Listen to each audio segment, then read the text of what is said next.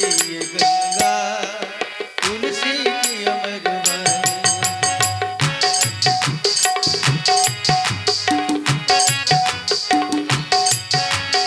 प्रारंभ हो रही लीला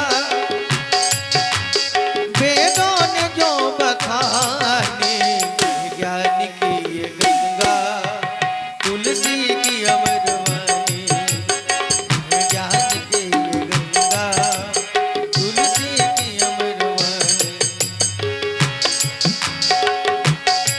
राम लीला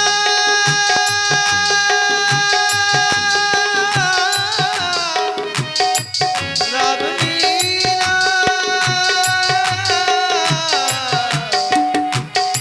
राम लीला है ज्ञान की ये गंगा तुलसी की अमर वाणी ज्ञान की ये गंगा मंगल भवन मंगल भवन अमंगल भारी उमा सहित जय जपत पुरारी उमा सहित जय जपत पुरारी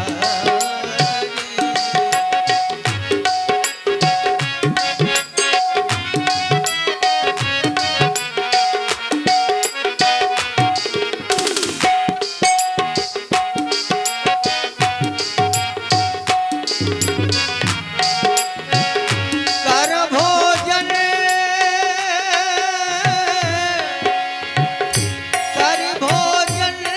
मुनि पर ज्ञानी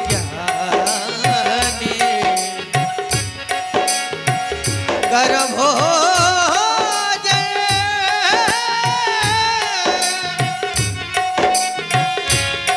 भोजन मुनि पर लगे कहन कछु कथा पुरानी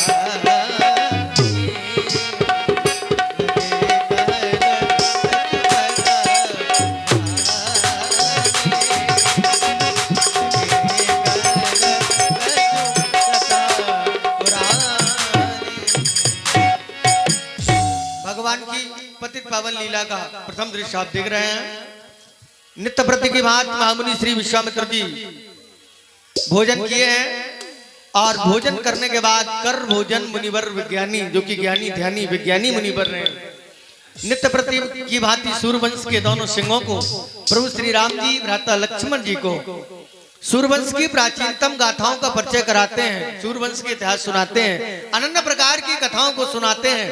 तभी तो कहा गया कर भोजन मुनिवर विज्ञानी लगे कहन कछु कथा पुरानी। तो आप उनके द्वारा क्या कथा सुनाई जा रही है? सूर्यवंश के दोनों सिंहों को मर्यादा पुरुषोत्तम श्री राम धर्मात्मा भैया अनुज लक्ष्मण जी के लिए क्या उपदेश है कथा के माध्यम से, आप सभी लोग गौर करेंगे। और मैं आपको पात्र परिचय भी कराता चलूं। हमारे विश्वामित्र जी की पावन भूमिका में परम पूज्य आदरणीय आचार्य श्री पंडित श्री ऋषिकेश जी तिवारी, पंडित श्री ऋषिकेश जी तिवारी भागवताचार्य इटैलिया बाजा, उनके कर कमलों के माध्यम से आप और उनकी अमृतमयी वाणी के माध्यम से आप ये कथा सुनेंगे जो कि विश्वामित्र जी की भूमिका में है। श्रवण करें। बहुत बहुत धन्यवाद। साधु धर्मात्मा राम व शुद्धात्मा लक्ष्मण, जिस समय से तुम हमारे साथ आए हुए हो उस समय से हम तुम्हें परमात्मा की सुंदर कथाएं श्रवण कराते हैं, क्योंकि संत के जीवन में केवल कथा हुआ करती है और मानव के जीवन में व्यथा हुआ करती है। मानव से जब आपस में मिलता है तो अपनी व्यथाओं को सुनाता है, और जब एक संत किसी व्यक्ति को मिलता है तो संत के श्री मुख से केवल कथा ही सुनने को मिलती है। मानव व्यथाओं में लिप्त इसलिए है क्योंकि वो कथाओं से दूर जा रहा है। संसार में कहीं यदि कथा होती है तो कथा सुनने वाले बहुत कम मिलते हैं। बस यही एक कारण है कि कथाओं से व्यक्ति दूर भाग रहा है, और जब परमात्मा की कथाओं से व्यक्ति दूर जाता है तो उसके जीवन की कभी व्यथा समाप्त नहीं होती है। जबकि संसार में सत्य क्या है बताया गया।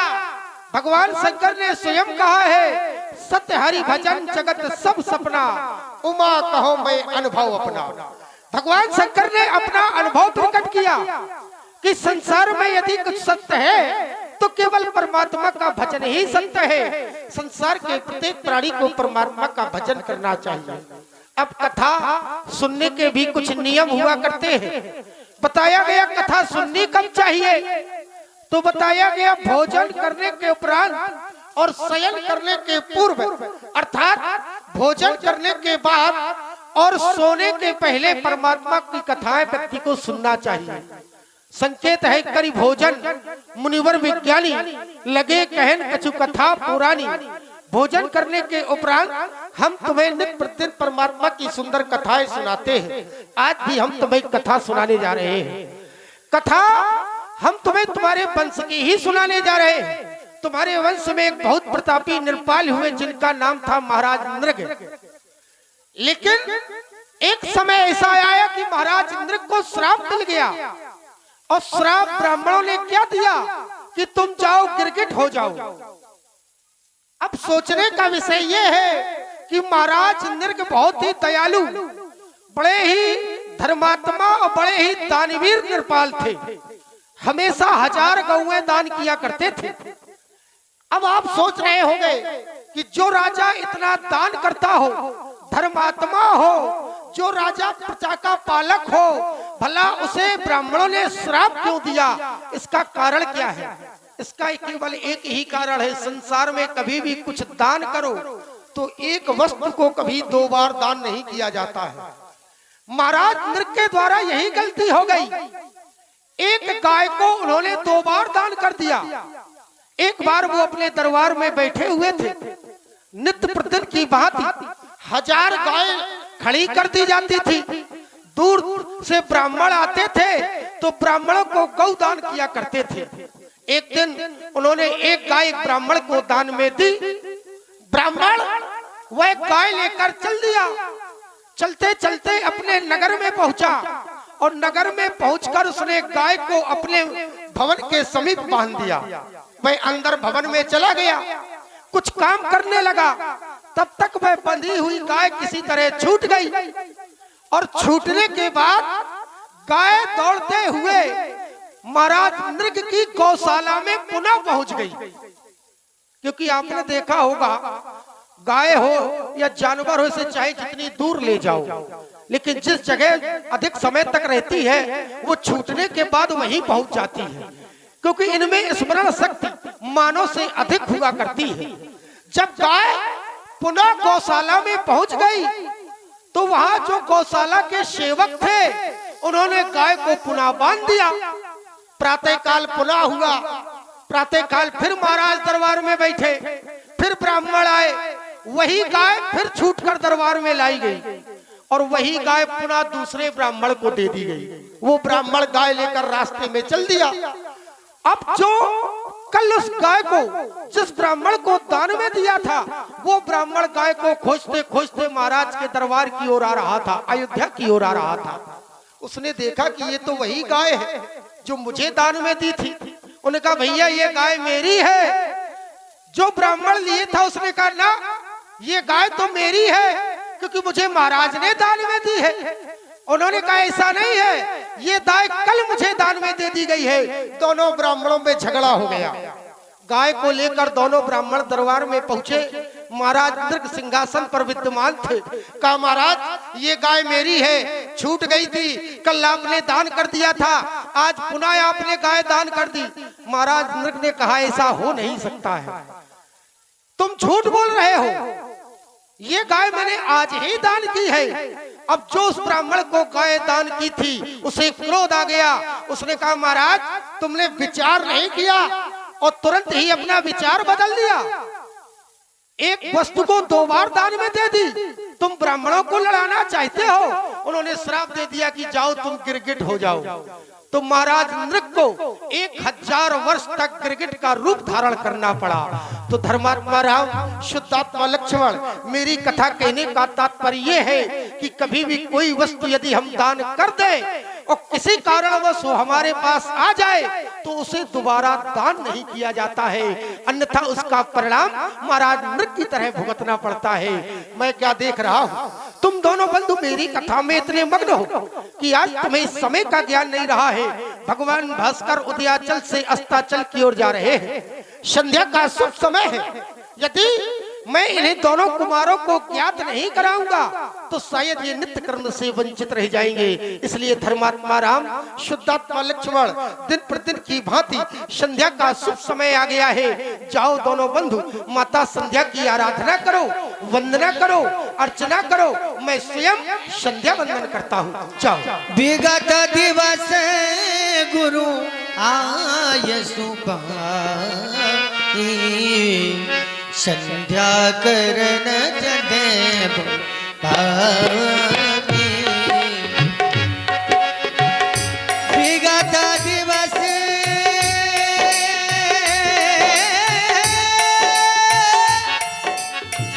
विगत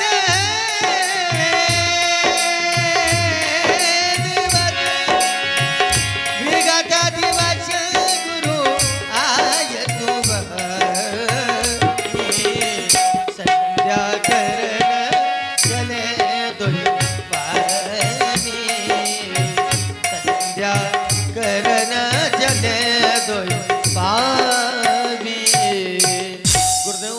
आदेश मिला। नित्य प्रति दोनों भाई संध्या वंदन करते हैं। आज भी गुरु भगवान ने आदेशित किया, श्री राम जी श्री लक्ष्मण जी दोनों भैया माता संध्या के चरणों में श्रद्धा रूपी पुष्प चढ़ाने के लिए समन्वित हुए। भैया लक्ष्मण, हमें परम पूज्य गुरुदेव भगवान के द्वारा आदेश मिला संध्या करने का। संध्या करने से हमारे मन को शांति मिलती है।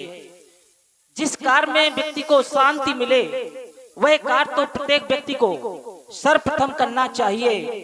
बड़े भाग मानस तन पावा, सुर दुर्लभ सतग्रंथन गावा। बड़े भाग से ये हमें मानव का शरीर मिला है। मानव का शरीर कैसा है तो बताया गया, साधन धाम मोक्ष कर द्वारा पाहि न जे परलोक समारा। जिसने भी मनुष्य शरीर प्राप्त करने के बाद अपना चरित्र अच्छा नहीं बनाया, अपना परलोक अच्छा नहीं बनाया, वह तो जीवन भर पश्चाताप के आंसू बहाते रहते हैं लाल। 84 लाख योनियों में घेरे भटकते मनुष्य को केवल संध्या रूपी मार्ग ही बाहर ला सकता है। यदि व्यक्ति संध्या रूपी नाव में अपने जीवन रूपी मन को विहार करने दे तो संसार सागर से उसका बेड़ा पार हो जाएगा। मेरे भैया देख रहे हो, संध्या माँ का सुहावना स्वरूप सिद्धियों को सहारा प्रदान करता हुआ भाव से भाव विभोर कर रहा है। क्यों ना ऐसे पावन पुनीत समय में हम संध्या माँ की वंदना करें, आराधना करें एवं उपासना करें। चलो करें संध्या वंदन, संध्या का पाठो पढ़ाना है। जो सोए हुए इन अंधकारों में इन सभी को आजो जगाना है। और इन्हें जगाना क्यों भैया, हो चुका देवी पूजन, अब चल करे संध्या वंदन हो। गुरुवर ने आज्ञा दे दी है, उनकी आज्ञा का पालन हो। इसलिए आओ मेरे भैया सुंदर समय में माँ की वंदना करें और अपने गुरुदेव भगवान के वचनों का पालन करें। अब संध्या की पावन बेला में बेला में बेला में, अब संध्या की पावन बेला में आओ भैया भैया मेरे भैया करे संध्या वंदन।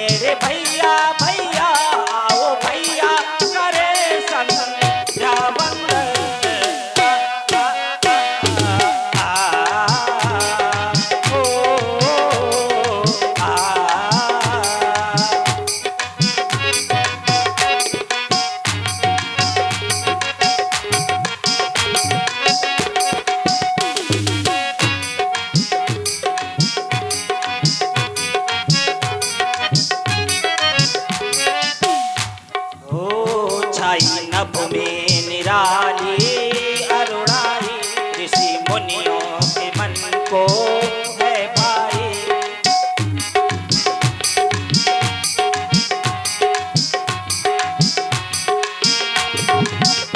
चाई नभ में निराली अरुणाई, ऋषि मुनियों के मन को है भाई। देखो देखो जगत की ये लाली, छाई है छटा जामत वाली।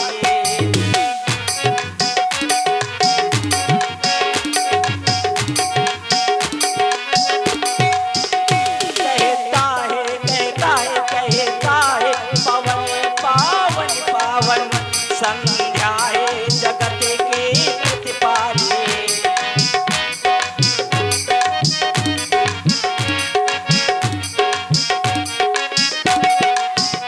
पापयान हो गई तो आ गए तारे, पापयान हो गई तो आ गए तारे। गगन में छा गई गगन में छा गई, धूल की किरण प्यारी।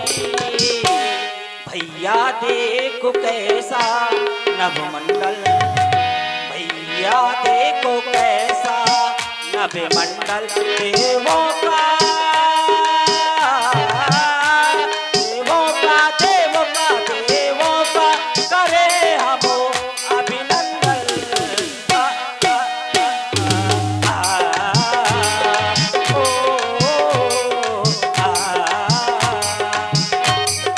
और आप लोग सुन रहे हैं सुंदर युगल सरकारों के द्वारा संध्या वंदन।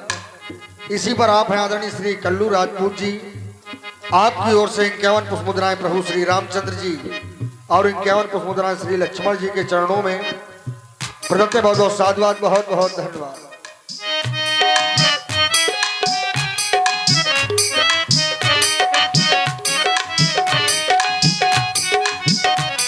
और आप हैं आदरणीय श्री टिल्लू महाराज जी, आपकी ओर से भी 11 पुष्प मुद्राएं। बहुत बहुत साधुवाद, बहुत बहुत धन्यवाद।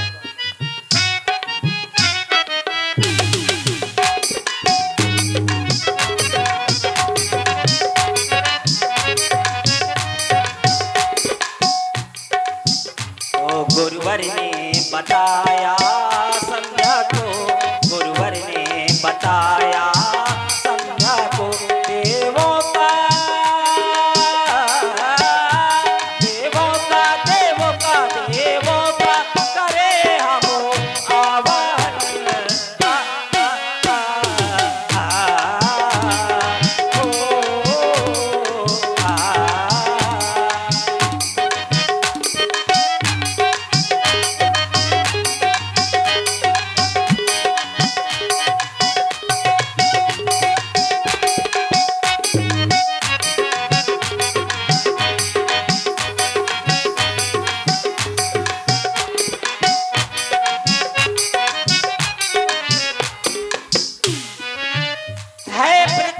का नियम है, प्रकृति का नियम। नित्य का ये क्रम, नित्य क्या है ये क्रम, वर्ण कर्मों से खिले मनसुमन। भावना हम करें भाव उर्मी भरे, भावना हम करें भाव उर्मी भरे। ऐसी सुंदर सलोनी छटा छा गई, बंधु संध्या करे शुभ घड़ी आ गई। भक्त की भावना भक्त को पा गई।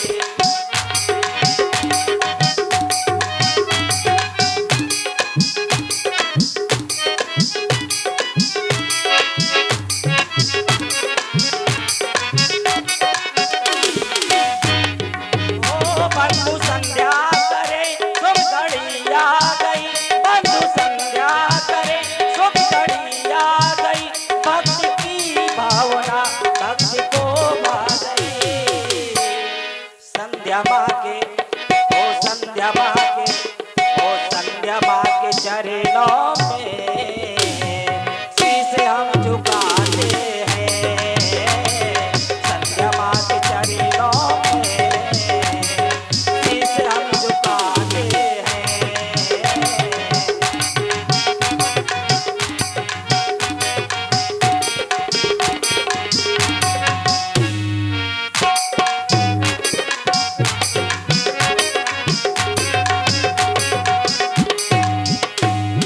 संध्या माँ के चरणों में शीश हम झुकाते हैं।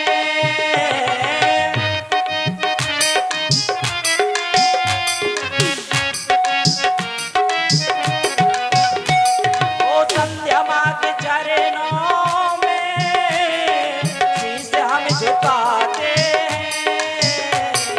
संध्या माँ के संध्या माँ के ओ संध्या माँ के चरणों में शीश हम झुकाते हैं।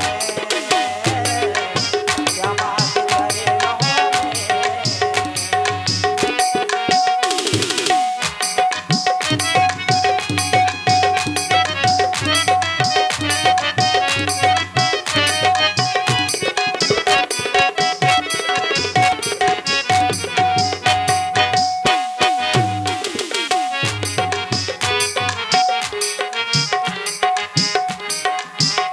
ओ योगी ध्यानो योगी ध्यानो योगी ध्यानो धरते हैं, वंदना भी करते हैं।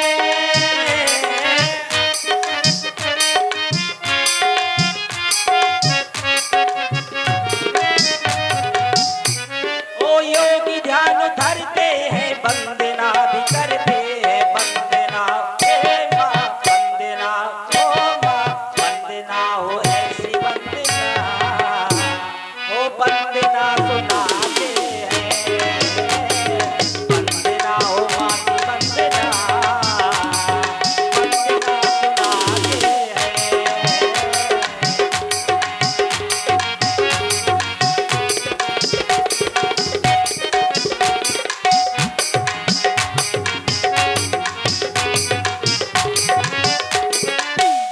और मेरे याराज आप सभी दीन दुखियों पर अपनी कृपा बनाए रखते हैं। मेरी भी विनय है, मेरी इस विनय को भी स्वीकारे मेरे महाप्रभु। ओ दुखियों के तो दुख हर लेता, दुखियों के तो सुनता। मेरी भी ले ले खबरिया, मेरे बोले सवरिया सवरिया, मेरे बोले सवरिया।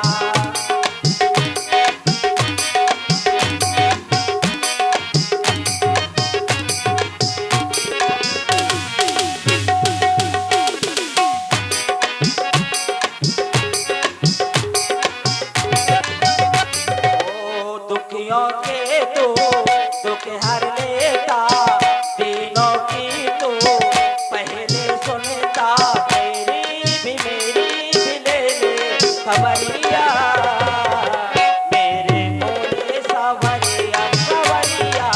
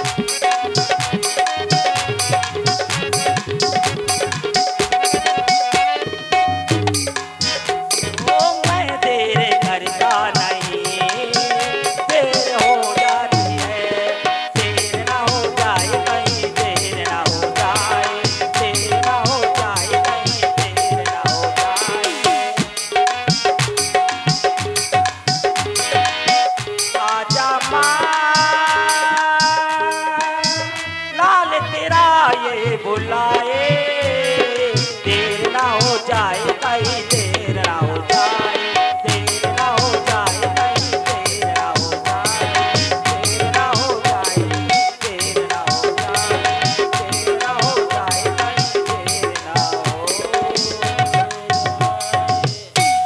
भैया लक्ष्मण, तुम भी संध्या माँ की वंदना करो।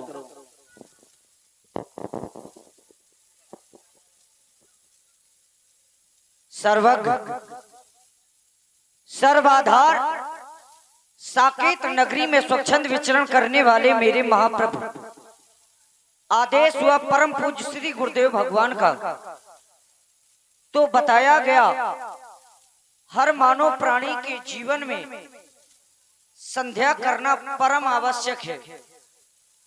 संध्या 3 प्रकार की बताई गई। संध्या समय में क्या करना चाहिए, संध्या क्यों करनी चाहिए, संध्या करने से हमें लाभ क्या होता है, तो बताया गया उत्तमा शूर सरता मध्यमो लुप्त भास्करा कनिष्ठा अवतार कोपेता सायं संध्या तिदा स्मृता। उत्तम कोट की वह संध्या बताई गई जो सूर के सहित की जाए। मध्यमा लुप्त भास्करा, जिस समय भास्कर देवता अस्त हो गए हो। द्वितीय कोट की वह संध्या बताई गई कनिष्ठा तार कोपेता सायं संध्या तिदा स्मृता। तृतीय कोट की वह संध्या बताई गई जब सभी तारागण आकाश मंडल में आ चुके हों। इसीलिए हे भैया, नित्यम शुद्धम निराभासम निराकार निरंजनम नित्य बोधो चिदानंदम गुरु ब्रह्मामि नमम। जब गुरु को ही ब्रह्मा माना जाता है तो ऐसे गुरुओं के कहने पर क्यों न चले, क्योंकि ये समय चला गया तो केवल पश्चाताप ही रहेगा। सो परित्र दुख पा वहीं सिर धुन धुन पछताए, काले कर्म ईश्वर मिथ्या दोष लगाए। समय समय पे होते है ये समय समय की बात, किसी समय का दिन बड़ा तो किसी समय की रात। और ये मानव प्राणी सहज ही परिश्रम करना चाहता है। बताया गया सहज परिश्रम के कभी हल नहीं मिलता, कल की कल कहने से कभी कल नहीं मिलता। जो लगाते पेड़ चौराहे पर तो उन्हें खाने को फल नहीं मिलता। सुंदर समय है, माँ की अर्चना करें, वंदना करें।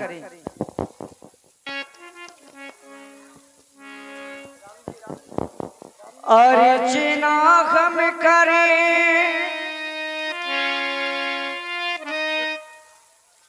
अर्चना हम करें, वंदना हम करें।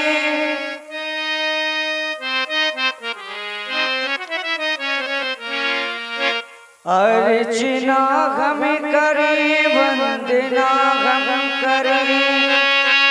देखो कैसा सुहाना समय आ गया, हाँ कैसा सुहाना समय आ गया। मेरे भैया मेरे भैया मेरे भैया आओ अब संध्या करें। मेरे भैया आओ अब संध्या करें। दुनिया क्या हुई शुभ समय आ गया।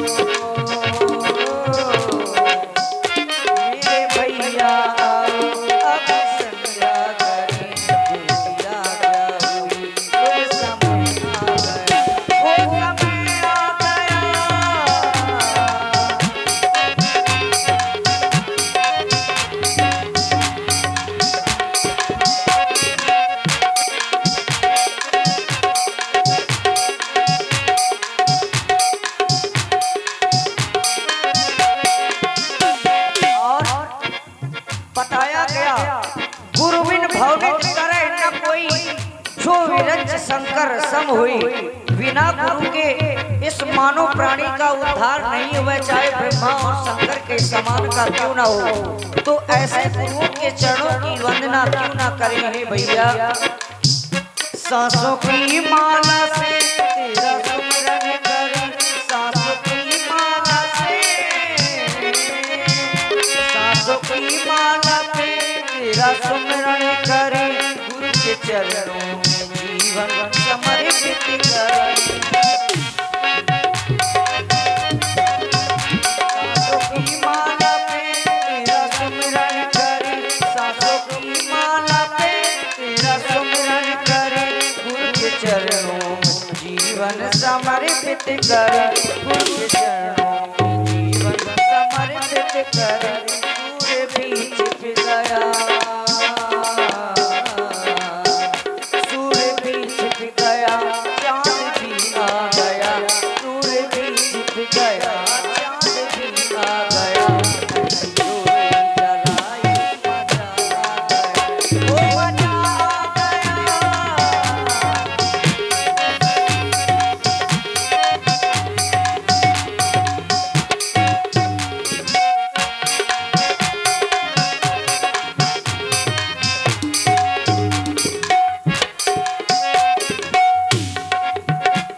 इसीलिए भैया ऐसे समय को ना जाने दें, बाकी वंदना करें।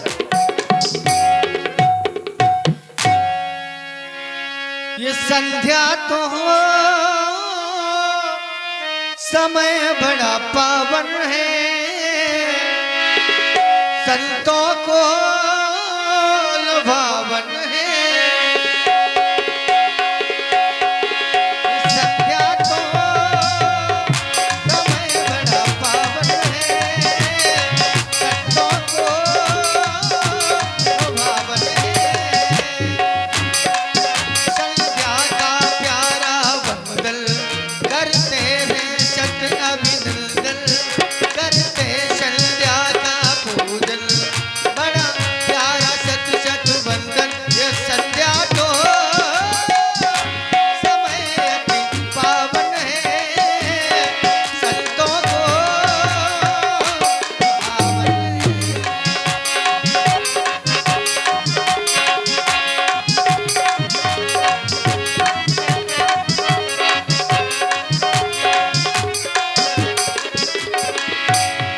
संध्या बंदन दोनों भाइयों ने किया, श्री राम जी ने, लक्ष्मण जी ने, और आप हैं आदरणीय श्री राम लखन जी अथाई वाले, उनकी नातिन वेदिका, श्री राम लखन जी अथाई, उनकी नातिन वेदिका, आपके करकमलों से 201 पत्र मुद्राओं का प्रेम प्रसून व्यासपीठ के सभी गंधर्व कलाकारों के लिए बहुत बहुत धन्यवाद।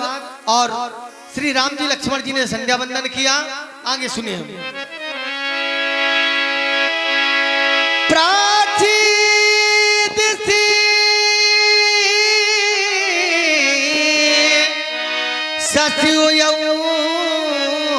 सुहावा सिय मुख देख सरिस सुख पावा।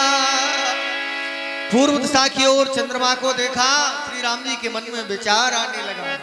बहुर विचार की न मन माने,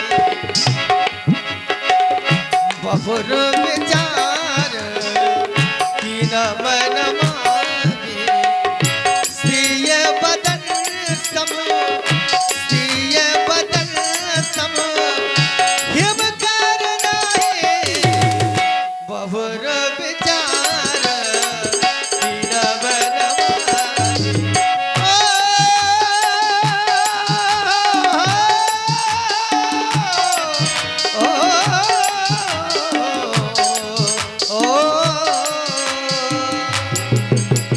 आनंद प्रकार से विचार किया, बहुत विचार कीन मनमाही, सीए बदन सम हिम करनाई।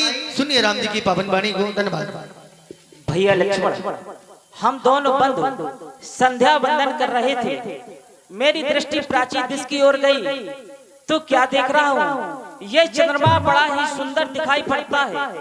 ये सीता के मुखारविंद की समता करना चाहता है, लेकिन कर नहीं पा रहा है, क्योंकि इसके लिए कहा गया जन्म सिंधु पुनि बंधु विष दिन मलिन सकलंग सी मुख समता पाव के चंद्र बापरो रंग। इसमें एक नहीं, दो नहीं, तीन नहीं, 4 विषमताएं हैं।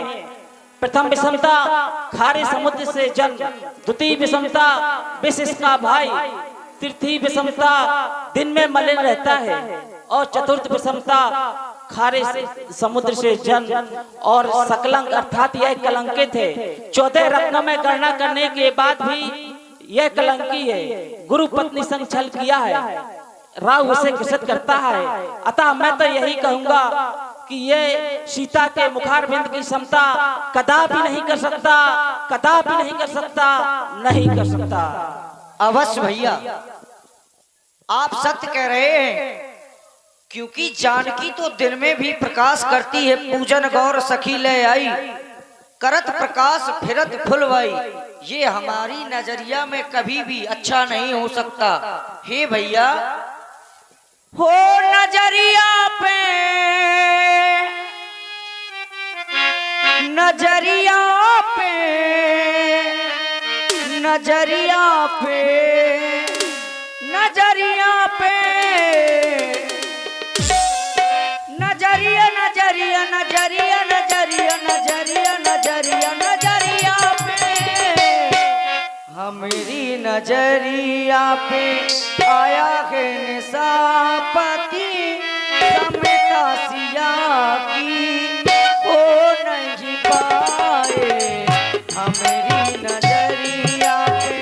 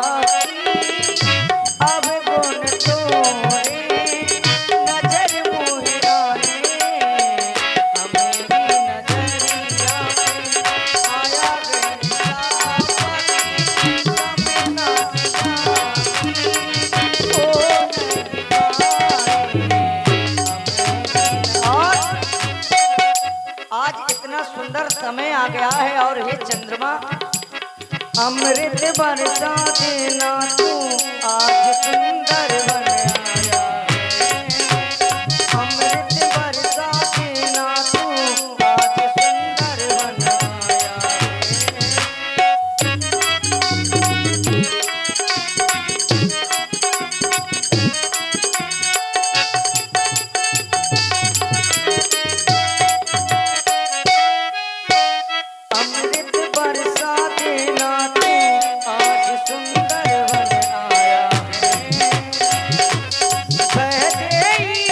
पट कर दिए ओहे दोस्त बड़े अनुचित किए, ऐसा समय ये पहली बार आया है। अमृत बरसा देना तू आज सुंदर बना, अमृत बरसा देना तू आज।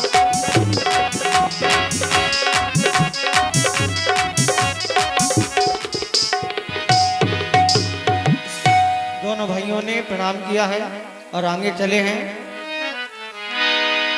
क्या मैं जानता नहीं वो चंदा तेरी कहानी, क्षमता करेगा कैसे सिया रूप की हैरानी। क्या मैं जानता नहीं, क्या मैं जानता नहीं हूँ